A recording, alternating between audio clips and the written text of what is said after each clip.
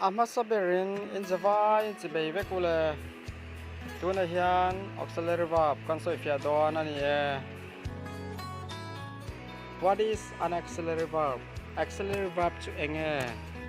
An auxiliary verb is a verb that is used together with the main verb to show time and continuity.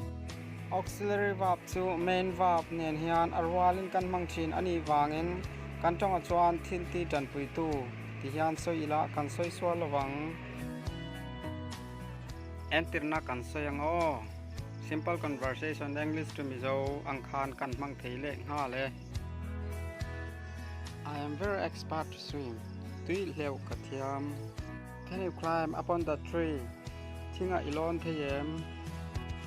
He, she will come. Ama chu alo kaldon.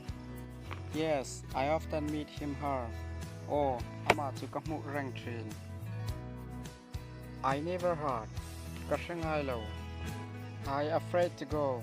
Kakal ngam lo. I will go to Guwahati. Guwahati kakal don. I will surely write the letter. Letter kazyak nge yang. I may buy. Kalay mai thei. I need to come. Kalau kalangai. Thiam te, thei te, don te, trin te, ngai te, ngam te, nge te, mai thei te, etc. Kami ho khavap tan pui tu. Auxiliary verb chu an ni e.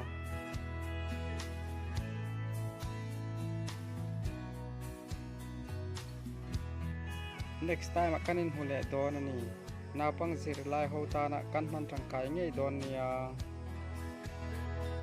In Java in hun man nuam vek ule.